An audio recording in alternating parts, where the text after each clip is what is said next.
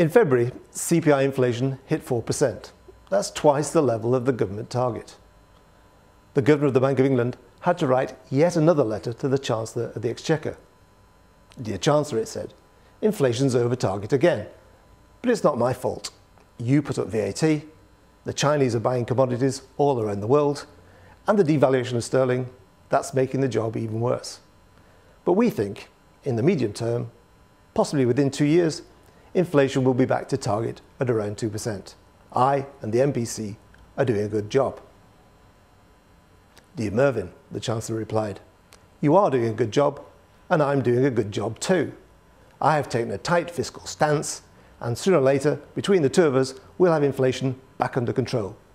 I look forward to hearing from you again quite soon." But will it be all right? Will inflation fall back to target at 2%, just as the Governor expects? There are a few problems along the way he may have to contend with. First, service sector inflation. That accounts for half the index, and it's averaged 3.6% for 15 to 20 years. Goods inflation, which is the other half of the index, that's been flattered by cheap Chinese products, but also it's been affected by appreciation of sterling. So at times, goods inflation has been low or even negative, and this has enabled the Governor to meet the 2% target. But given the step change in China from 2008, the period of cheap goods may well be over. Secondly, consider energy costs. Energy costs are set to average $100 through 2011, not to mention the spikes in the Middle East and North Africa, which may create political tensions, pushing up prices even higher. And then we have to consider the impact of commodity prices. China is the second largest economy in the world, but in per capita terms, it still pushes to get into the top 100. With 1.3 billion of population and $3 trillion worth of reserves, it's capable of substantial growth of 8 or 10% for the next 10, 15 and 20 years. It already accounts for something like 40% of world copper imports. So across the world, it's hoovering up raw materials and metals at an incredible rate. And this in turn means that for commodity-endowed developing nations, they're seeing great kicks to wealth, which is pushing up food prices as the diet swings from basic cereals towards proteins. So something has happened in the world economy, triggered by the default of the world banks in 2008, that is creating a step change for China and its impact. So the Governor believes that inflation will return to target because of the so-called output gap. But consider this. In January, the output gap was around 4 or 5%. And manufacturing prices, well, they went up by 4.8%.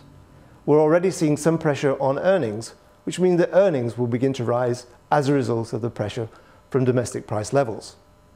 So getting back to 2% in the short term or the medium term may not be quite as easy as the Governor expects.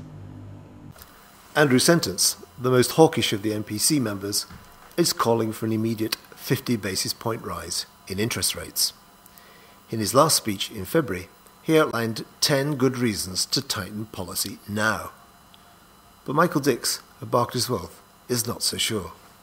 I suspect they'll make the decision to move on rates, although it will perhaps depend on the replacement for Andrew Sentence when he goes.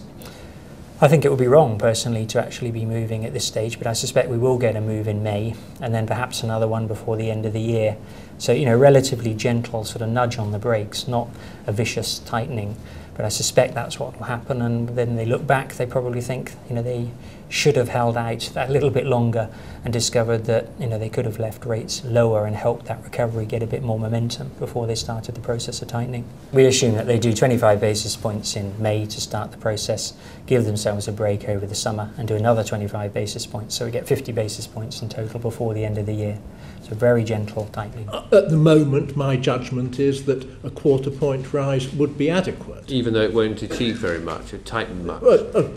A quarter point rise is a quarter point tightening. It's not as much tightening as half a point. My sense is that at the moment a quarter point is what's appropriate. Obviously, as the Governor pointed out, we look at each month afresh, and when I have new evidence I'll look at it again.